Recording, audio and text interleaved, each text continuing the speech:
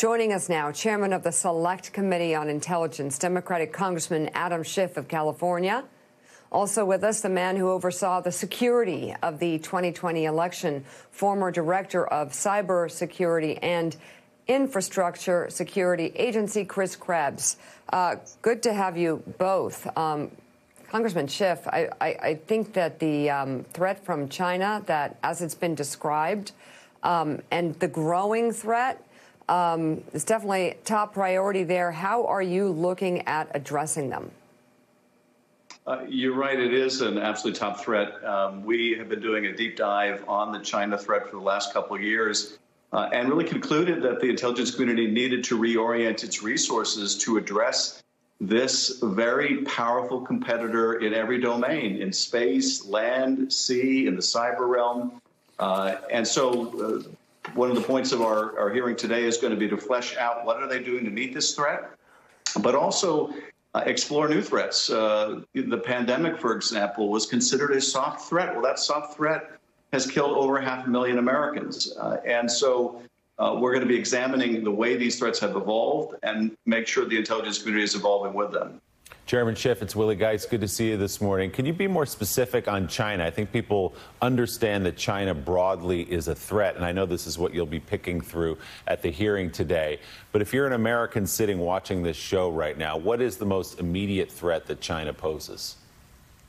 Well, probably what would strike people most in their living room right now is that China has one of the most capable cyber hacking and cyber espionage capabilities. So China may be in the process of stealing your private data. They may have already stolen your private data. If you're a business owner or business leader, they may have stolen your corporate trade secrets. They may be hacking into government agencies to steal defense plans.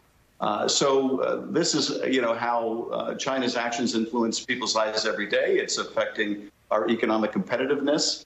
They don't need to do the same kind of research and development we do if they can simply steal it from our innovators. But also there are escalating tensions with Taiwan.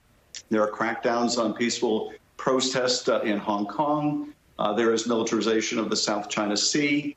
Any of these issues can become flashpoints of great concern to our country. Chris, you look down the barrel of these threats in your job inside the government.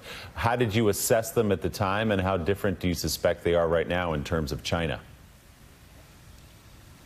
So I think the best characterization of the Chinese threat was posed by Rob Joyce, who's now the National Security Agency's Cybersecurity Directorate leader. And this was at a conference a couple years ago out in San Francisco. And he said, Russia is like a hurricane. China is like climate change. So Russia is much more disruptive in the current moment. But China is much more subtle, much more patient. It's almost a rope-a-dope. They kind of lull you to sleep. You don't see it. They use their soft power very effectively. And even at the local level, they influence politics, not just here in the halls of Washington, which they do, but also in our local communities. So they're much more deliberate. They have a longer-term strategy as opposed to the Russians who are trying to make an impact today. So, Chris, what does that mean when you say that China influences on a local level? So if I'm sitting in my town somewhere in America, China is putting its thumb on the scale somehow. What do you mean by that? Absolutely. So they influence local races. If you think about some of the Confucius Institutes that have been established across our country at colleges and universities, it's an attempt to influence and say, hey, you know what? Hong Kong is part of China long term. It's not, and same goes for Taiwan. The Uyghur issue, not a big deal. This is us, demonstrating our own sovereignty. So they just try to shape the narrative locally to their benefit.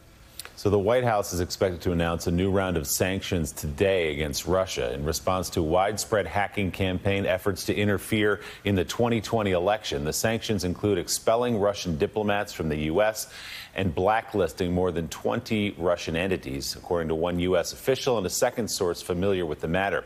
Officials say Russia hacked U.S. tech company SolarWinds last year in what the president of Microsoft described as the largest and most sophisticated attack the world has ever seen.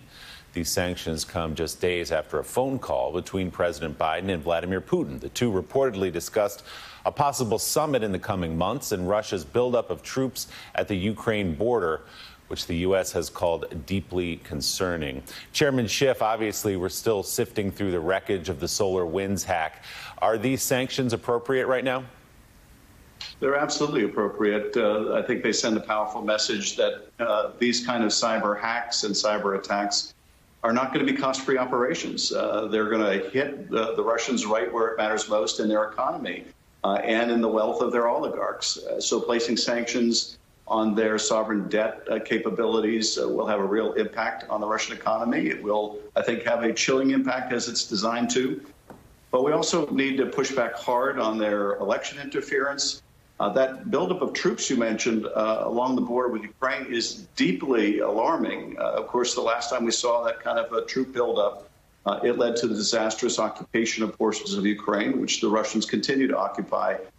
So I think the administration is handling it exactly as they should, providing a strong deterrent, but at the same time leaving the door open that where there are mutual interests, as in nuclear arms limitations, that we're going to look for opportunities to work together. So, Chris, after the 2016 election and everything we know Russia did to influence the outcome there was obviously heightened awareness from people like you about our cybersecurity and keeping a closer eye on Russia. And then here comes the SolarWinds hack right in the middle of all that attention. How did that happen, and what is the lingering effect, the impact of the SolarWinds hack on what's happening with private companies and with the government here in America? Well, one of the things that the sanction package includes is sanctions against Russian technology companies that have helped facilitate various cyber activity by the Russian SVR, the GRU, and the FSB, which are their cyber operators. And these are kind of flagship companies. Positive Technology specifically is a flagship technology company for Russia. And it shows the dual-use nature of these companies, not just facilitating cyber operations, but also it's going to have a limitation on the ability of those companies to operate in Europe. One of the things that I think that the sanction should effectively do is send a signal to Russia that says, in part, what we're trying to do here is we know you are in some networks still. We're hunting for you. We're going to look for you. We're going to root you out. But no further activity is acceptable. If you are in place, you should leave. And this should be a fairly solid shot across the bow. What I'm interested in, though, is how does Russia respond? Presumably, they'll kick out U.S. diplomats from Russia, but they also may escalate disinformation operations, may see some proxy nationalist operators launch some attacks against the U.S. So those are the things that if I'm a private sector organization right now, I'd be thinking about what my exposure is to some sort of Russian retaliation. All right, Congressman Schiff, before we go, I know some see this as long overdue and others see this as extremely complicated, and both can be true at the same time. But your thoughts on the president's decision to withdraw troops from Afghanistan? It's the right decision. It's the right time, and it's not obviously risk-free. There is always the prospect that the Taliban might overrun the country, that al-Qaeda might reemerge. But at present, the terrorism threat is more significant in other parts of the country. The longer we stay, the more we put our own troops there at risk. And I think after 20 years, we have to reach the conclusion that our ability to continue to shape the Afghan government is very limited, and that's not going to change if we stay another 10 or 20 years.